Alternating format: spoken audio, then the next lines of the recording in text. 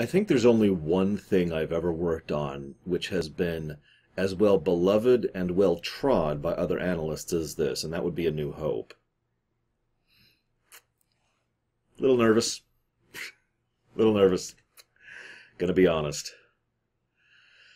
As always, I like to kind of dig into a little bit of the behind-the-scenes material, but the problem is there's just so much of it.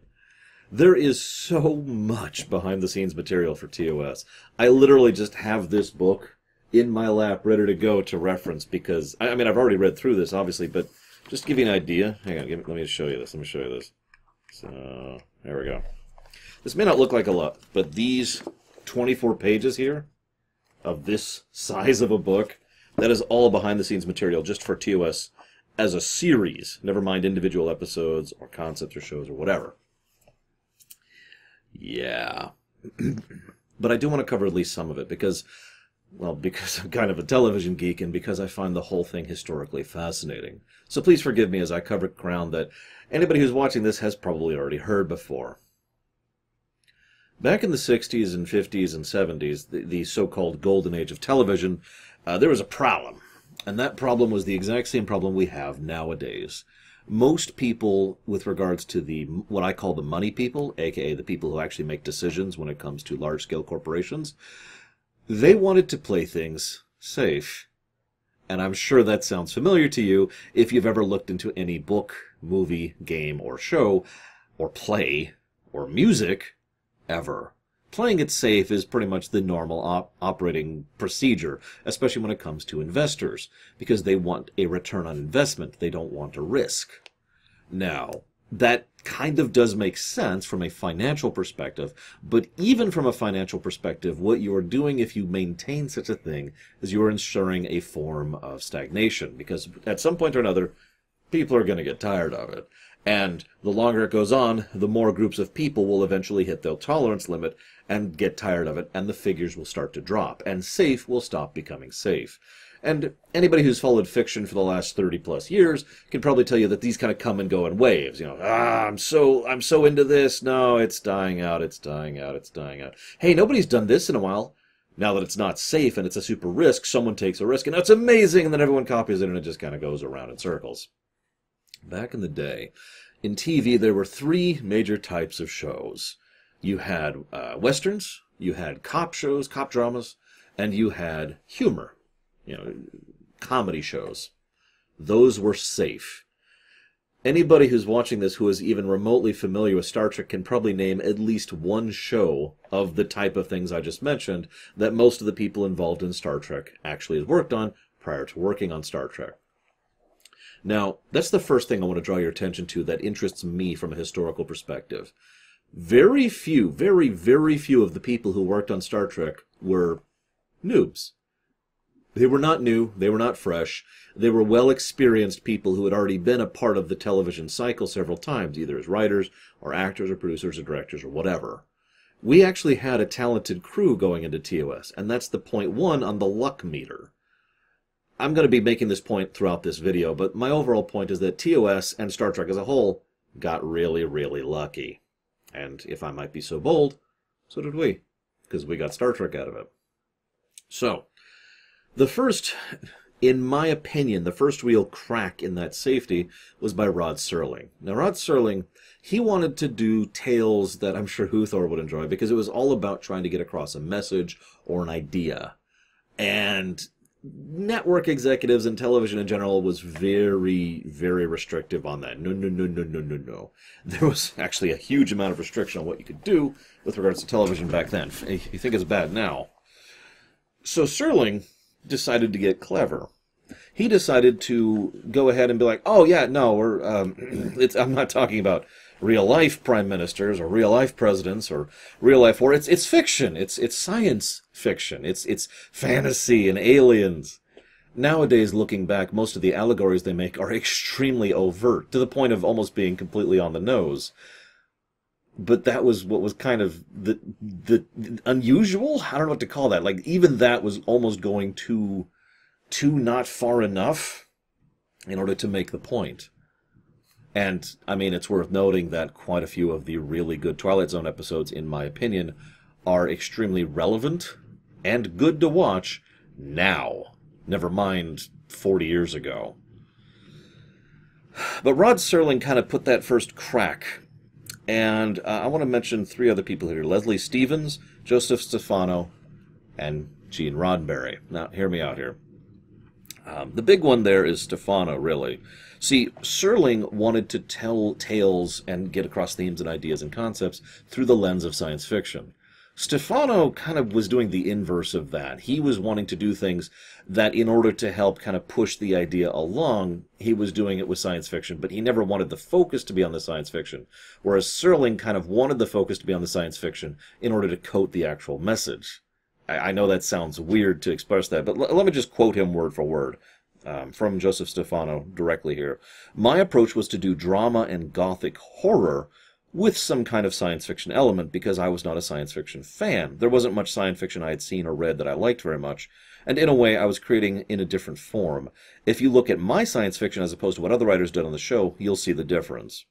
Speaking as someone who has watched Outer Limits, the original, as well as the original Twilight Zone, I tend to agree with that. You can see how both shows are very similar, but kind of inverted in how they approach their topic matter. Now, there were also a lot of issues with network involvement.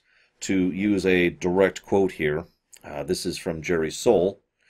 He had an episode which was... Here, I'll just read word for word. Screw it. I'm already reading half of this book. By the way, if I haven't said it before, I highly recommend this book for anybody interested in the behind-the-scenes for Star Trek. Fascinating stuff.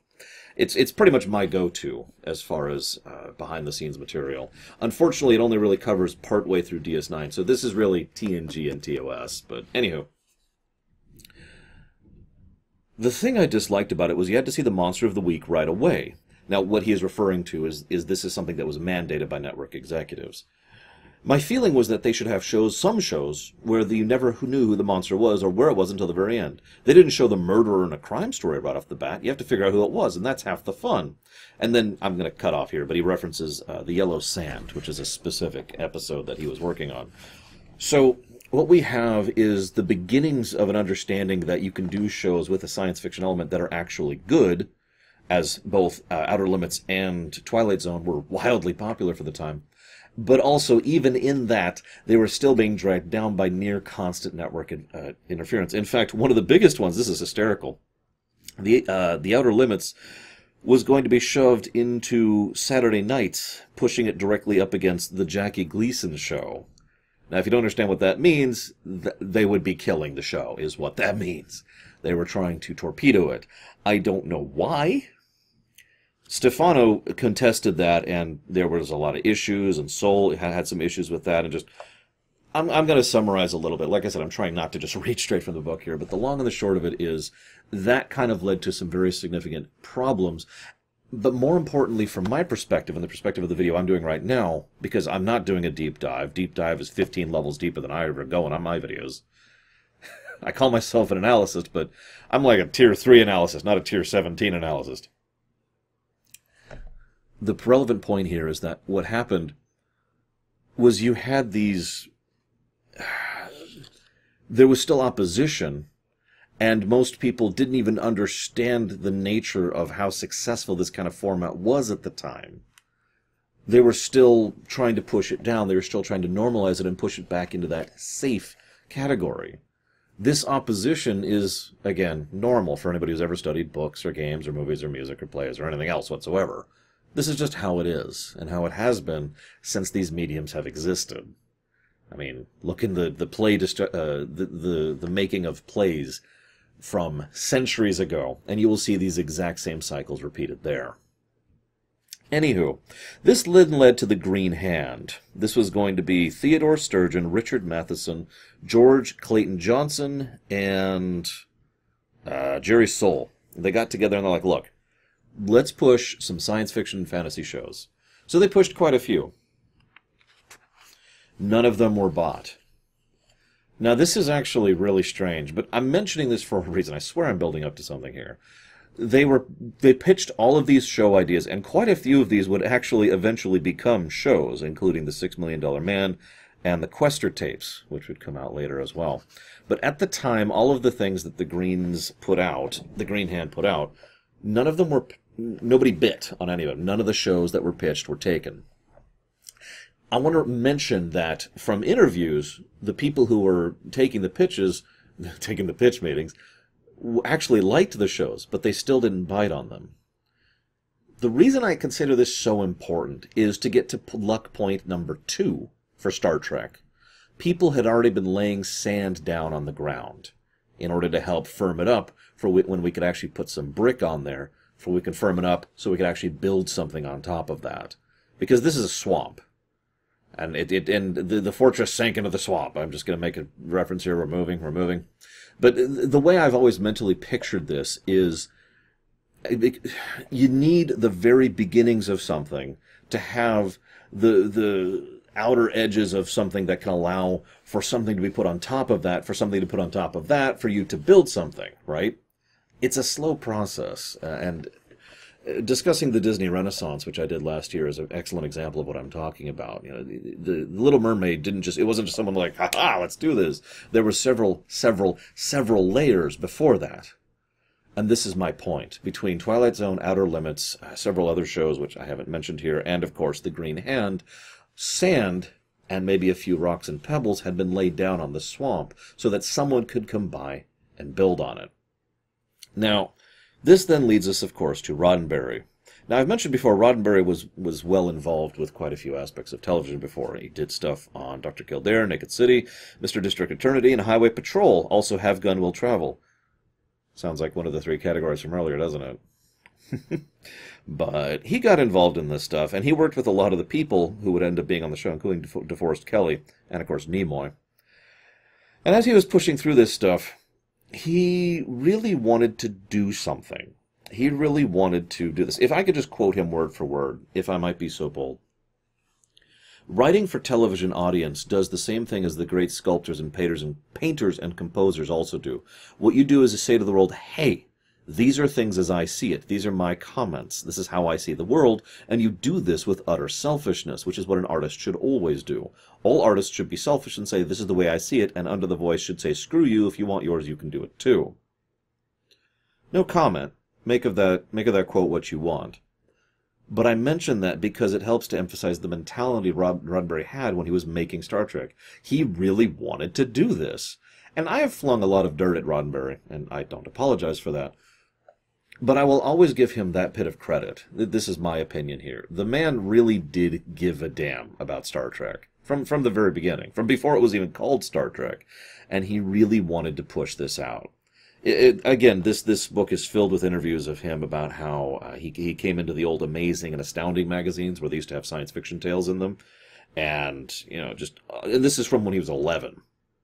And how he was digging into this kind of thing and how he loved what Serling was doing. He also loved, now this is actually another important point here, Gulliver's Travels. Now you're probably thinking, what the hell does Gulliver's Travels have to do with anything? The same thing that Serling was doing over in Twilight Zone. Jonathan Swift was using, it is my belief, I shouldn't say that because I haven't studied Gulliver's Travels since I was in high school. It is my belief that Jonathan Swift was using Gulliver's Travels as a way to comment on modern society, about the corruption of government and various other issues therewith. And he did it because they were these little people, and nobody would comment on it, right?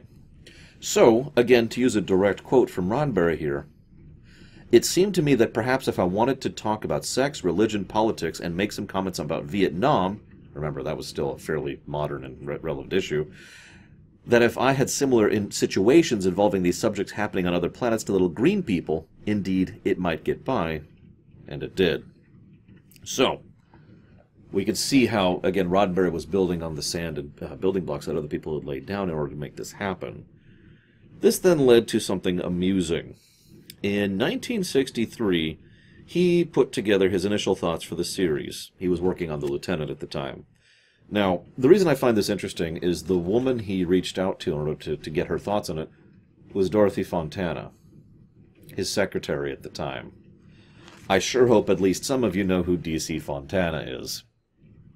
Anywho, so he asked her to read it, and by most accounts, she was the first person he went to with Star Trek, what would eventually become Star Trek.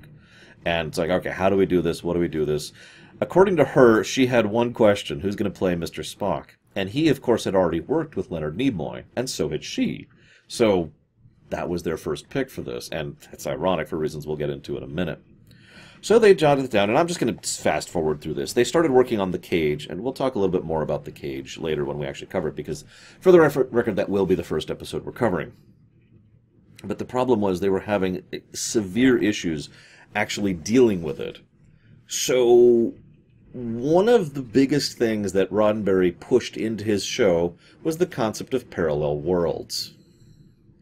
Now, this is almost hysterical from a modern perspective, but at the time, remember, this is still relatively new into science fiction being a regular thing when it comes to fictional media.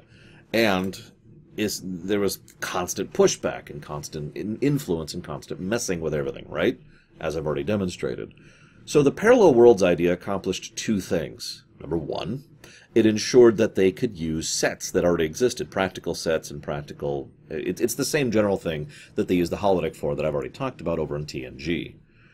The other thing is that it would make the show more believable for people. Now, it's worth noting that Roddenberry himself did not seem to agree with this concept. In fact, there's a line here about Roddenberry wanting to put his head through a wall in frustration. Because one of the biggest pushbacks he constantly got was that the show was too cerebral. Now, you've probably heard that phrase before, especially with regards to Star Trek. It's worth noting that when the phrase is used, it's sometimes misaligned, so allow me to explain that a little bit. They didn't mean that it was too high, super ridiculous, oh my god, having to have an IQ of 7 billion to properly appreciate kind of a thing. What they meant was the shows were intended to make the audience think. Now, that is, of course, a summary of the idea, but that is the concept. They were more interested in action, which is the kind of thing that you can sit back and just turn off your brain and enjoy, which was perceived as the good way to do storytelling at the time, especially when it comes to television, because playing it safe.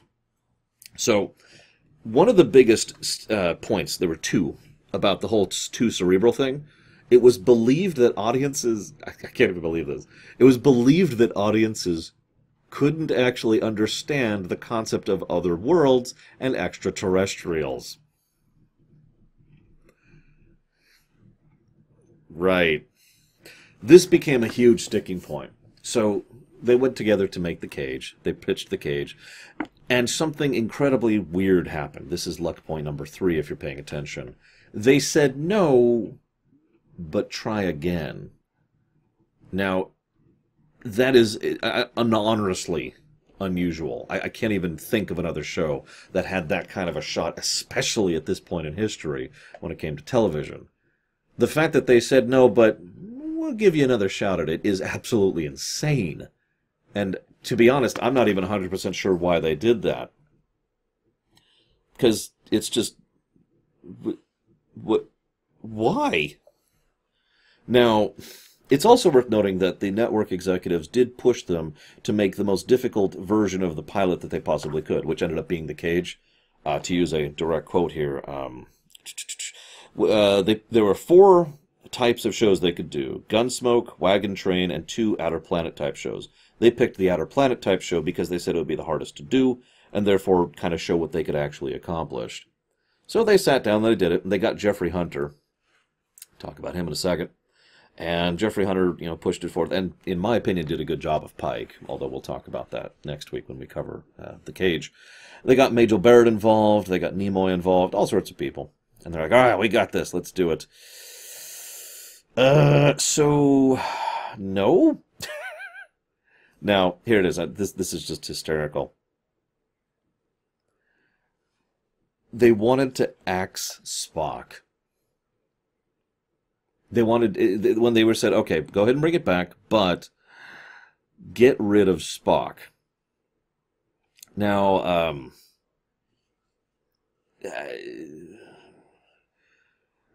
here it is. I'm sorry. I was looking for a specific quote. Here it is. This is actually a quote from Roddenberry, it looks like. Sorry. It doesn't always quote things here, which is kind of irritating. We had what they called a childish concept. An alien with pointy ears from another planet. People in those days were not talking about life forms from other worlds. It was generally assumed by most sensible people that this is the place where life occurred and probably nowhere else. Ironically, we're still arguing that to this day, but the point is, the very idea of having aliens at all was nonsense. Space travel was nonsense, and so forth and so on. So they were like, okay, we'll consider it, but tell you what. Go ahead and make another attempt. Oscar Katz, who was one of the executives involved, this is the other quote I was looking for, was asked, why'd you turn it down? And he said, we can't sell it. It's too atypical. But you did a good job of it, and because of that, we're going to give you an order for a second pilot next season. So NBC went ahead and did that, and there were several suggestions they made. Number one was axed, obviously, because you can't have a woman on the bridge. That's nonsense. And several other things that I'm not going to cover right here. But there is one big one. They wanted to kick Spock off. Now, I already mentioned that. They wanted to get rid of Spock.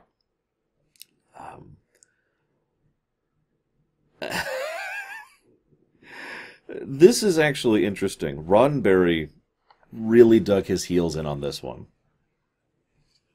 Obviously, history has proven Roddenberry right on this, but it's worth noting that at the time, he was doing the insane thing.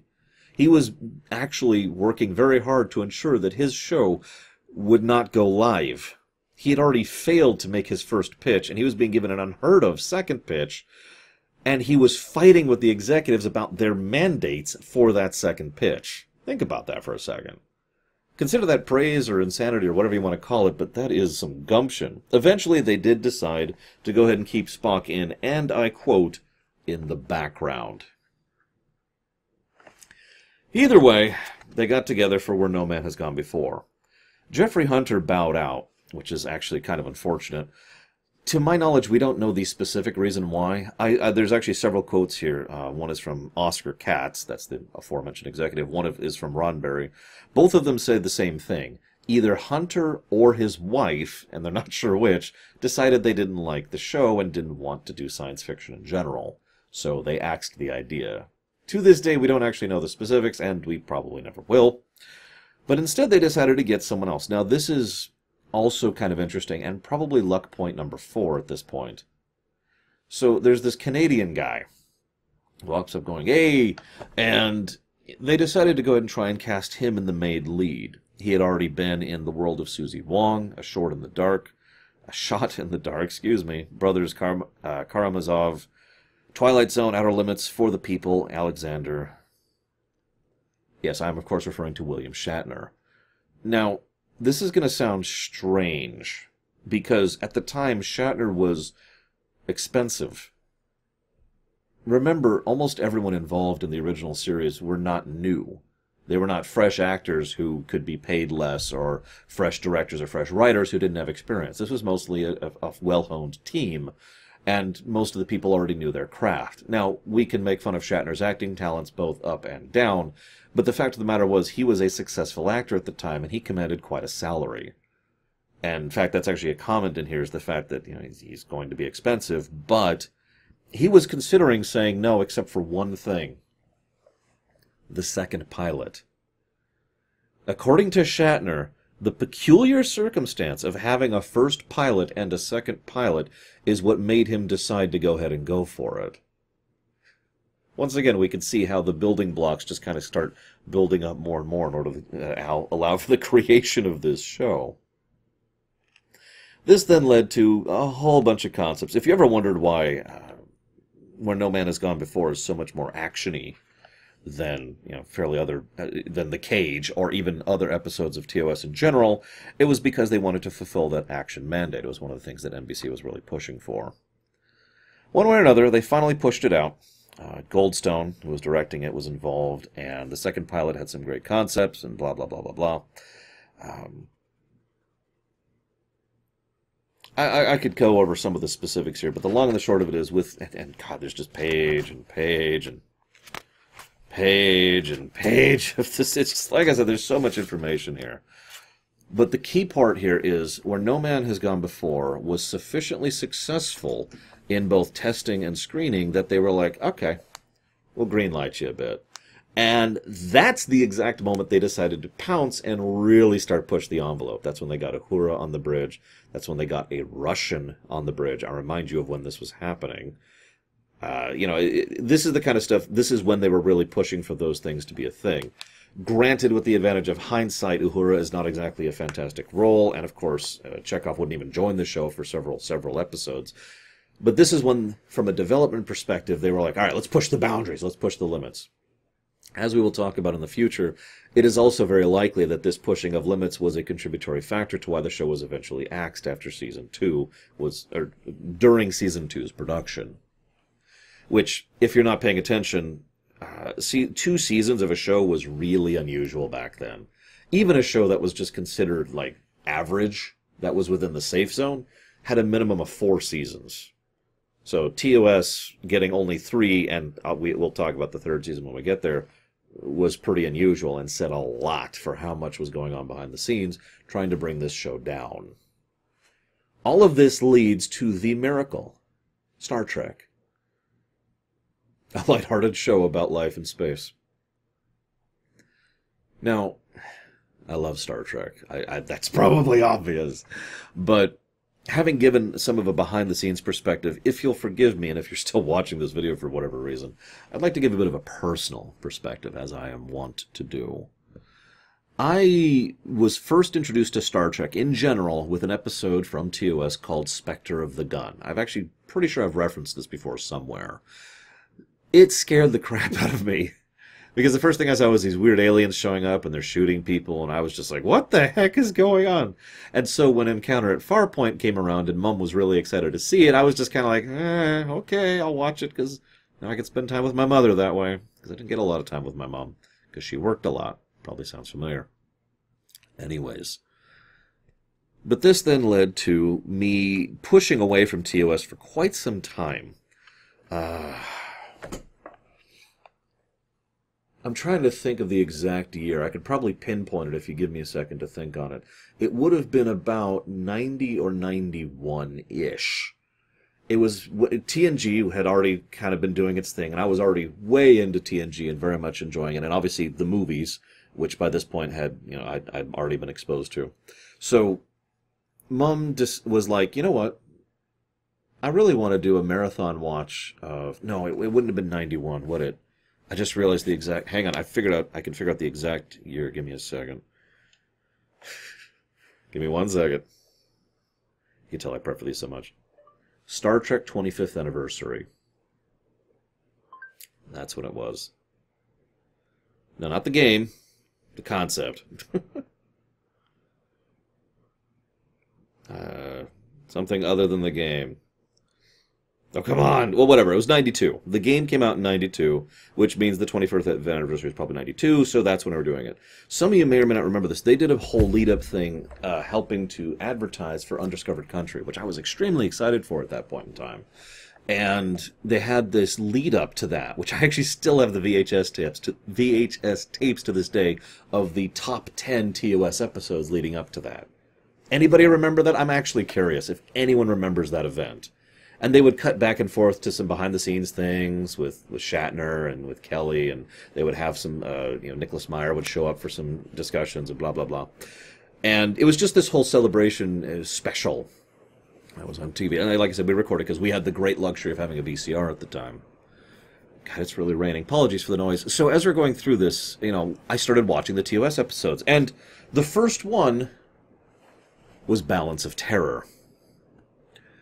And I loved Balance of Terror. It hooked me immediately for reasons that I probably don't even have to explain, but we'll talk about when we get there. And from that, I was just like, oh my God, TOS is actually good. We didn't call it TOS at the time. Star Trek was actually good? Holy crap. Who knew? So I was talking about this to my mom, and she got really excited about the idea. And so in the direct wake of that anniversary thing, we went out and rented all of the episodes at the local rental store of TOS and just went through the whole series side by side. It took several weeks to get through, obviously, because, you don't have a lot of time to hang out when you have full-time school and she has full-time work, but the fact of the matter remains. And that was how TOS came into my existence. And I've rewatched TOS pretty much all the way through 3 or 4 times, for the most part. There's obviously individual episodes I've rewatched far more than that. I have referenced the VHS concept, the VHS list over on TNG and DS9. I had a VHS list for TOS as well. And I will be pointing out episodes as we go that were originally on that list. It'll probably be pretty obvious, because it's the ones that most people tend to like. I want to say one final thing, though. Well, I obviously, if the last however many minutes of me yammering on here doesn't get across the point, I obviously have a great love of Star Trek and TOS in particular. But it's not sacred to me. And I want to point that out because I know that there are some Star Trek fans for whom it is untouchable. You can't make fun of it, you can't point out its flaws, you can't do anything like that. I am not one of those people, and I want to be extremely upfront about that. I will be doing the same thing I always do for anything I cover. Obviously, this will not be a review, so there'll be no pluses and minuses. But other than that, this will be my usual approach. Discussion, analysis, and hopefully some cool comments in the YouTube comments below. So with that little warning out of the way, I guess it's time to go ahead and get started with The Cage. I hope to see you there next week, guys.